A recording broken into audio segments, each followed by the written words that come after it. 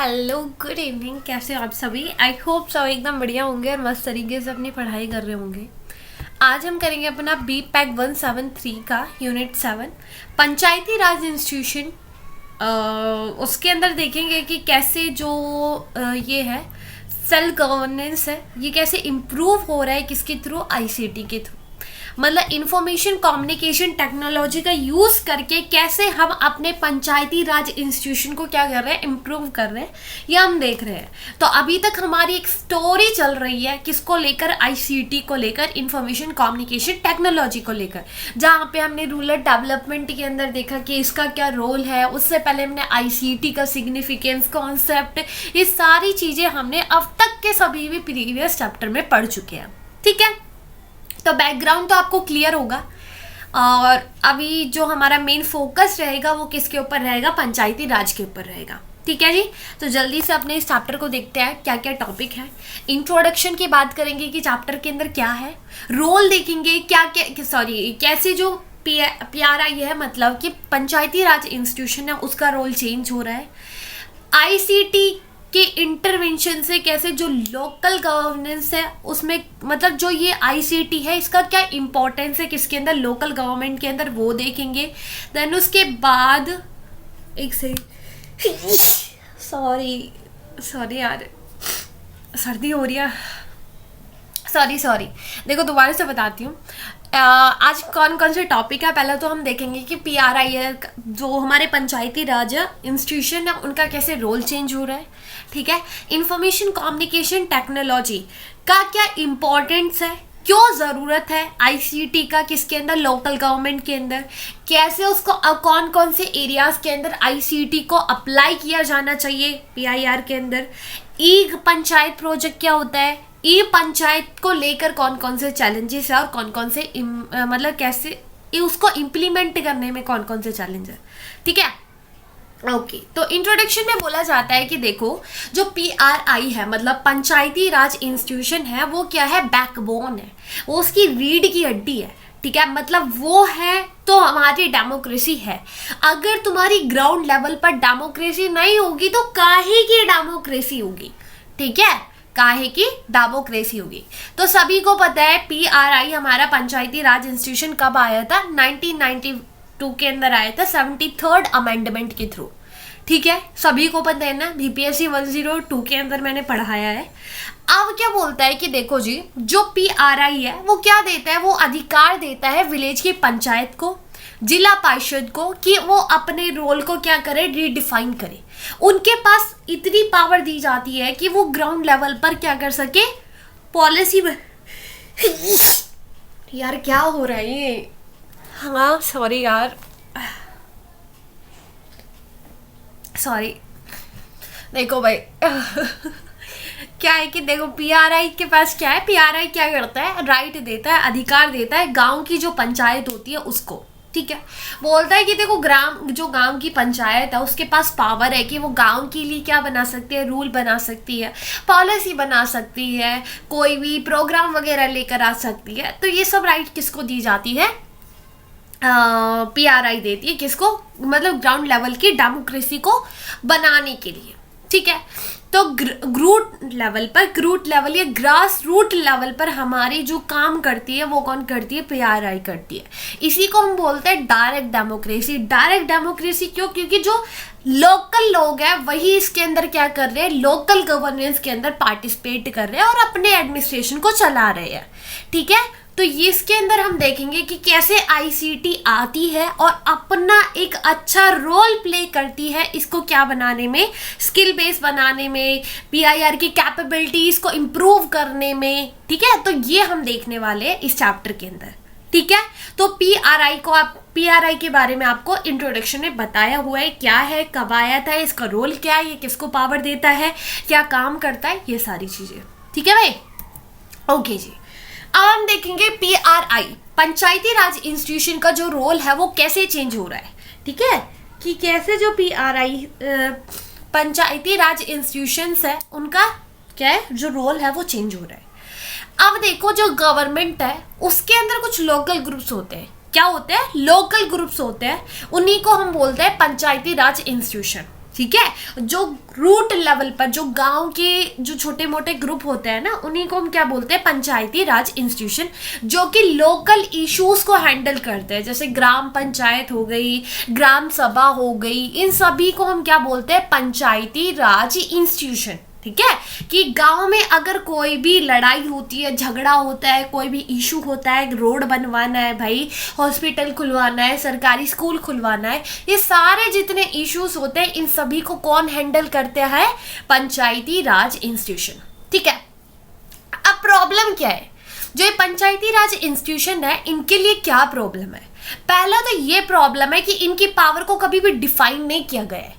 ठीक है, same power हर एक स्टेट नहीं देती है पंचायती राज इंस्टीट्यूशन को। ठीक है, इनका प्रोसेस बड़ा स्लो है। अगर कोई 5 साल में कोई एक सरपंच चुन के भी आता है तो पूरा पैसा ना खा जाता है। वो बोलता है कि मैं गांव में रोड बनवाऊंगा, वो करवाऊंगा, लेकिन करवाता कुछ नहीं है।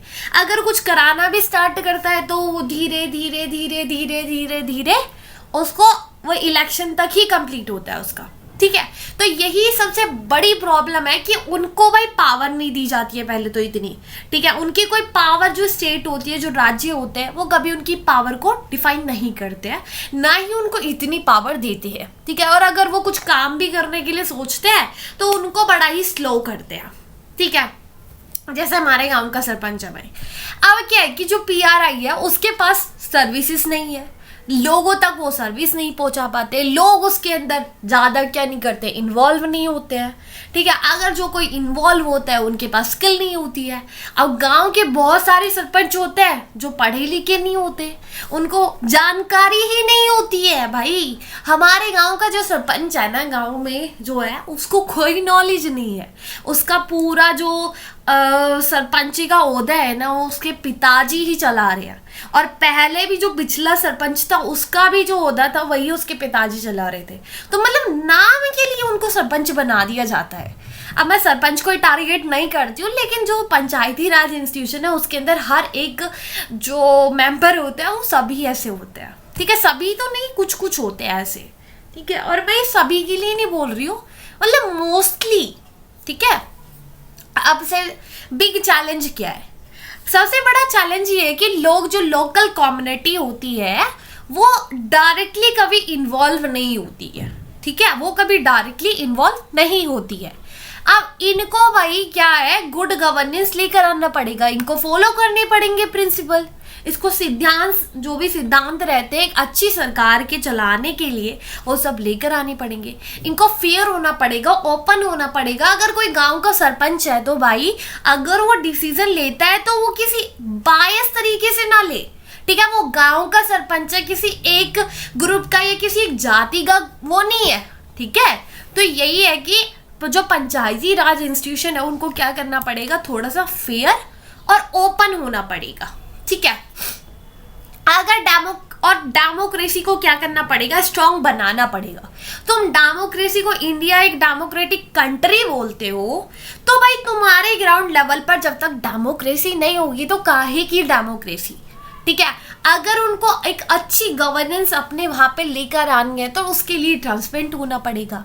वो क्या कर सकते हैं, वो एनजीओज के साथ मिलकर काम कर सकते हैं, जहाँ पे वो चीज़ों को अच्छे से इम्प्रूव कर सकते हैं। जो गांव की औरतें हैं उनको एम्पावर कर सकते हैं, उनको जानकारी दे सकते हैं, उनको एजुकेटेड बना सकते हैं और बेटर सर्विसेज गांव के लोगों तक पहुंचा सकते हैं। ठीक है, अब जो टॉप प्रायोरिटी होनी चाहिए किसकी, पीआरआई की, वो कौन कौन सी होनी चाहिए। पहला तो उनको फोकस करना चाहिए कि कैसे हम लोकल लेवल पर किसको रिड्यूस कर सके, पॉवर्टी को रिड्यूस कर सके। जब तक गरीबी खत्म नहीं होगी तब तक पूरी के पूरी प्रॉब्लम बढ़ती ही रहेंगी। उनको लॉन्ग टर्म प्लान लेकर आने पड़ेंगे, उनको पार्टनरशिप करनी पड़ेगी चीज़ों के लिए। ठीक है, जैसे हेल्थ को लेकर, एजुकेशन को लेकर, रोड को लेकर, वाटर सप्लाई को लेकर, और भी बहुत सारी चीज़ें हैं जो कि इनके कंट्रोल में आती है, और इनको अच्छे से चलाने के लिए उनको एक प्लान बनाना पड़ेगा। ठीक है, और वो आईसीटी का भी यूज़ कर सकते हैं। 1990s से जो हमारी गवर्नमेंट है वो क्या कर रही है, वो टेक्नोलॉजी का यूज़ कर रही है। ठीक है, 1990 से नहीं, 1990s में हमारा ये PRI हार्ट था। ठीक है, अब गवर्नमेंट क्या करने लगी है, यूज़ करने लगी है किसको, टेक्नोलॉजी को, जैसे कंप्यूटर हो गया, इंटरनेट हो गया, जिससे जो हमारे पंचायती राज इंस्टीट्यूशन है वो अच्छे से काम कर पा रहे हैं, वो अच्छे से ग्राउंड लेवल पर क्या कर पा रहे हैं, चला पा रहे हैं गवर्नमेंट को। ठीक है, जो ये टेक्नोलॉजी है ये क्या करती है, ये इम्प्रूव करती है अकाउंटेबिलिटी। मतलब जो हमारे सरपंच है, अगर वो कल को कोई भी डिसीजन लेता है तो वो भाई जवाबदेही रहेगा, वो रिस्पॉन्सिव रहेगा, वो लोगों तक फ्रेंडली रहेगा। ठीक है, तो ये कौन करती है, टेक्नोलॉजी करती है। ठीक है, ओके जी।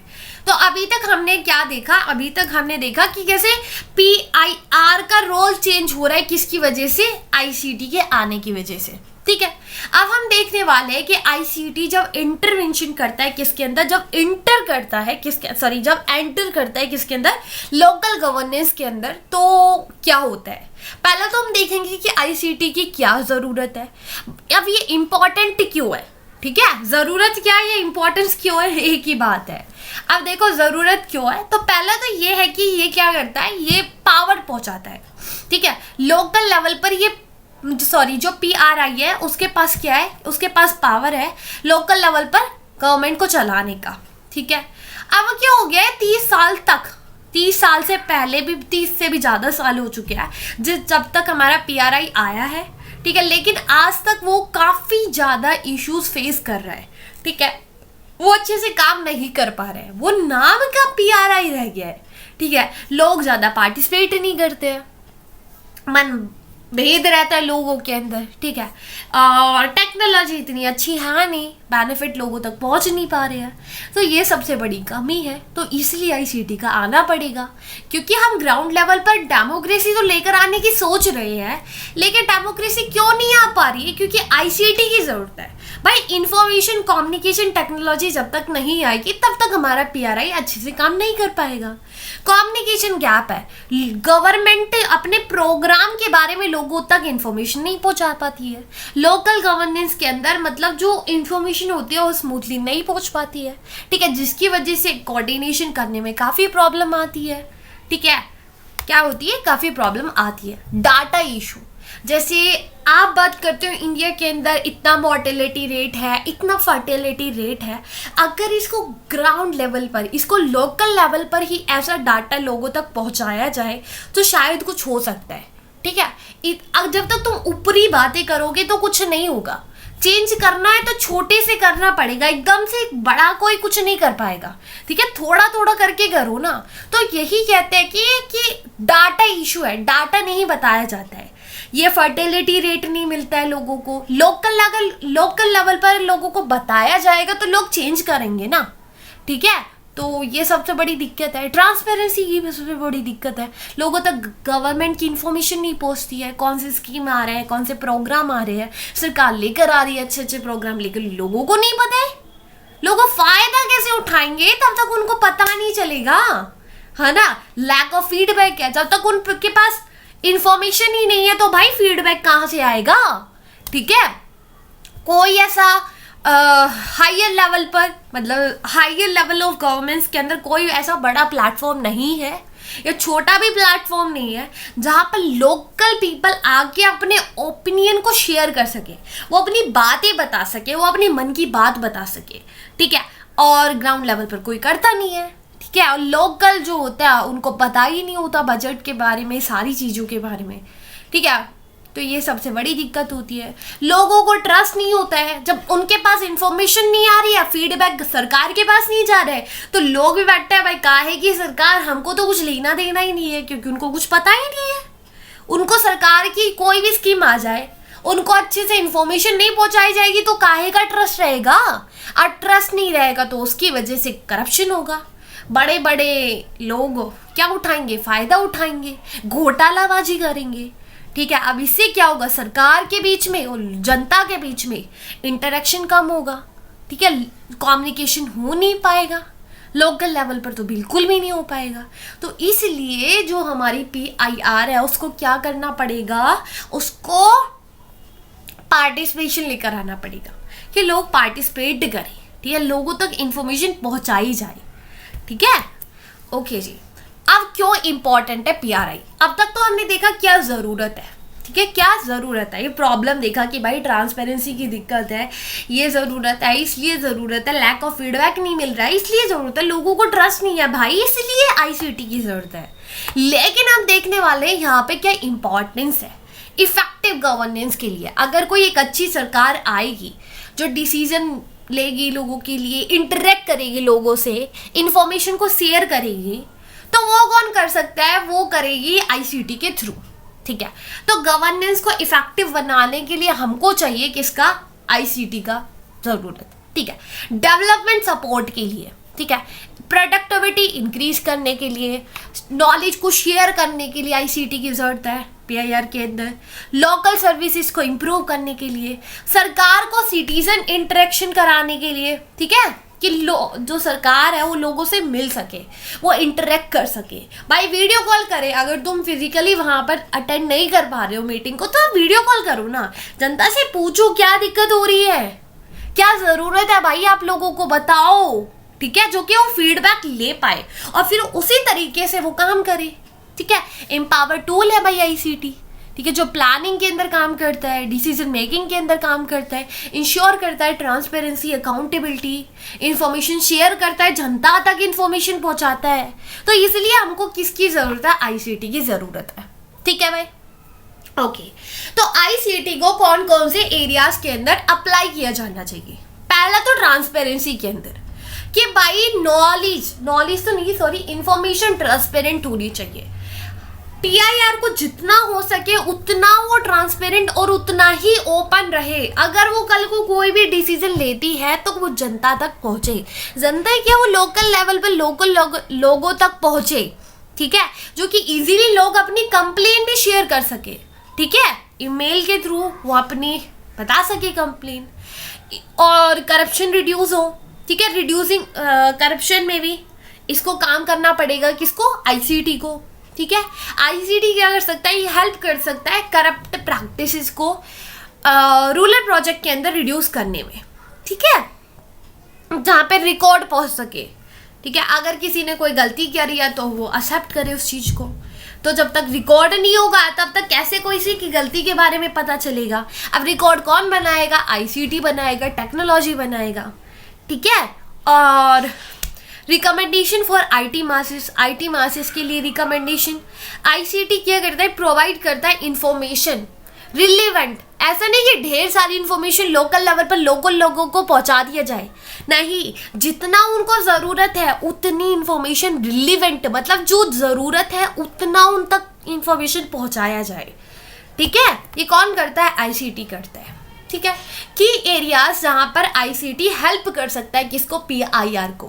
पहले तो पार्टिसिपेटरी प्लानिंग के अंदर ये क्या कर सकता है, ये जो प्लानिंग्स होती है उनकी क्वालिटीज को इम्प्रूव कर सकता है। ठीक है, लोगों को रिसोर्सेज को मोबिलाइज कर सकता है, इम्पैक्ट कर सकता है असेसमेंट के अंदर। ठीक है, टैक्सेशन के अंदर मैनेज कर सकता है टैक्सेस को बड़ा ही इफेक्टिवली, रिड्यूस कर सकता है करप्शन को। जब पूरा डाटा, सारी चीजें उनके पास होंगी, पूरा रिकॉर्ड उनके पास होगा, तो काहे का करप्शन होगा।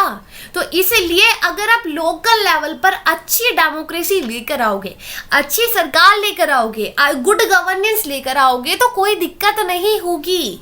और ये कब होगा, ये आईसीटी की वजह से होगा। तीसरा, एजुकेशन। पीआईआर क्या करता है, आईसीटी एजुकेशन के लिए यूज किया जा सकता है। ठीक है, जैसे प्राइमरी सेकेंडरी एजुकेशन हो गया, जो पंचायत सेंटर्स होते हैं आईसीटी के टूल्स के साथ वो कुछ हब बनाती है। क्या करते हैं, वो मासेस एजुकेशन के लिए हब बनाते हैं। जैसे एक सैटेलाइट है एजुकेशन के लिए, एड्यूसेट। क्या है, एड्यूसेट। ये क्या करती है, ये real time interactive learning provide करती है, जो कि 24 घंटे और 7 दिन लोगों तक एजुकेशन प्रोवाइड करती है। ठीक है, ये पंचायत का ही है, ये पंचायत क्या करती है, लोगों को एजुकेशन प्रोवाइड करती है। तो आंध्र प्रदेश का हम एक प्रोजेक्ट देखने वाले, ई प्रोजेक्ट मतलब इलेक्ट्रॉनिक पंचायत, जो कि किसने डिजाइन करी है, एक सॉफ्टवेयर है जो कि डिजाइन करा है नेशनल इंफॉर्मेटिक्स सेंटर, कहाँ पर, आंध्र प्रदेश के अंदर। ये पार्ट है ई गवर्नेंस इनिशिएटिव का। करंटली 450 ग्राम पंचायत के अंदर इम्प्लीमेंट कर चुका है, ठीक है, इम्प्लीमेंट हो चुका है। और इसने कितना इन्वेस्ट कर दिया है? 8 करोड़ इसने इन्वेस्ट कर चुका है। इसका एम है इसको इंफॉर्मेशन पहुंचाना है, लोगों को नॉलेज देना है, किसको? ग्राम पंचायत को, ठीक है। ग्राम पंचायत के अंदर लोगों तक इंफॉर्मेशन पहुंचाने का, नॉलेज पहुंचाने का काम किसका होता है? इसका होता है, ई पंचायत का, ठीक है। की फीचर्स की अगर आप बात करें, सिटीजन सेंट्रिक होती है, मतलब नागरिकों के ऊपर ज्यादा फोकस करती है, उनके ऊपर ज्यादा झुकी हुई होती है, ठीक है। ये कवर करती है कॉन्स्टिट्यूशन अमेंडमेंट को, स्टोरीज को, गवर्नमेंट के ऑर्डर्स को, ठीक है, जितने भी फंक्शन होते हैं किससे रिलेटेड? ग्राम पंचायत से, उन सभी को, ठीक है। तो ये लोकल लेवल पर हमारी क्या कर रही है? ई गवर्नेंस काम कर रही है। तो पहला जो मॉड्यूल है वो क्या है? ग्राम पंचायत एडमिनिस्ट्रेशन। ये क्या करता है? ये ग्राम सभा शेड्यूल्स हो गए, एजेंडा अपडेटेड हो गया, सर्टिफिकेट, लाइसेंस वगैरह अपडेट करना, लोगों तक पहुंचाना, ये सब एडमिनिस्ट्रेशन को संभालने का कौन काम करता है? इसी के अंदर होता है। एग्रीकल्चर के बारे में लोगों को एजुकेशन देना कि कैसे आप अच्छे से प्रैक्टिस कर सकते हैं एग्रीकल्चर को। इरिगेशन, वाटर कंजर्वेशन के बारे में इंफॉर्मेशन देना किसको? फार्मर्स को। इलेक्शन के बारे में, ठीक है, वोटर रजिस्ट्रेशन कर, इन सभी को मैनेज करना, ऑब्जेक्टिशन, इलेक्टेड रिप्रेजेंटेटिव के बारे में इंफॉर्मेशन पहुंचाना, ठीक है। तो ये सब काम कौन करता है? हमारा ये जो ई पंचायत है ये करता है। अडल्ट को एजुकेशन देने का काम इसका है। कल्चर प्रोग्राम ये पहुंचाता है, ठीक है। और वुमेन और चाइल्ड वेलफेयर के लिए काम करता है, सोशल वेलफेयर के लिए काम करता है। VAS क्या है? VAS मतलब विलेज अकाउंटिंग सिस्टम, जहाँ पे टैक्स, बिल वगैरह ये सारी चीज़ें को कलेक्ट किया जाता है। ट्रांजेक्शन जो भी होती है इन सभी को कलेक्ट किया जाता है, इन सभी की जो डेली रिपोर्ट्स होती है। इम्पैक्ट और फीडबैक की देखें तो ई जो पंचायत है वो क्या करती है? वो सेटिस्फाई करती है गांव के लोगों को, ठीक है। इसका जो काम है वो राइट टू इंफॉर्मेशन है, कि लोगों, जो गांव के लोग हैं उन तक क्या पहुंचाना? राइट टू इंफॉर्मेशन पहुंचाना, कि भाई उनको अच्छे से अच्छे इंफॉर्मेशन मिले, वहां पर डेवलपमेंट करना, ठीक है। सरकार को क्या करना? बड़ा ही ट्रांसपेरेंट बनाना, इंफॉर्मेटिव बनाना, ठीक है। ओके जी। ई पंचायत के लिए कुछ चैलेंजेस है। सबसे पहले इंफ्रास्ट्रक्चर नहीं है, ठीक है। एक प्रोजेक्ट है, ठीक है, लेकिन और तो सारी स्टेट है, बहुत सारी है जहाँ पे इसे अच्छे से पंचायत काम नहीं कर पा रही है। शॉर्टेज और सॉफ्टवेयर है, क्वालिटी कॉन्टेक्ट नहीं है, ठीक है। और क्या बोलते हैं, ये पंचायत बहुत ही बेस्ड होती है एथनिक, ठीक है, नीड बेस्ड होती है। जब उनको ज़रूरत पड़ती है लोगों की तब वो उनके पास जाते हैं, ठीक है। अगर उनको कोई दिखता है जाति वगैरह वाले लोग कि भाई ये हमारे लिए ज़रूरी है, इनसे ज़्यादा वोट मिलेगी, तो उनको जाके वो उनके लिए काम करते हैं, ठीक है। तो इन सारी चीज़ों को ये काफ़ी चैलेंजेस है जिससे हमारी जो पंचायत है वो अच्छे से काम नहीं कर पा रही है। लेकिन अगर इन सब चीज़ों से निकल कर वो काम करेगी तो काफ़ी अच्छा वो काम कर सकती है, ठीक है। तो आज के लिए इतना ही। आई होप आपको समझ में आया होगा। अगर कोई दिक्कत, कोई परेशानी तो मेरे को बताने का, और मिलते हैं नेक्स्ट लेक्चर के अंदर। सो बाय, टेक केयर, अपना ध्यान रखें, ख्याल रखें, बाय।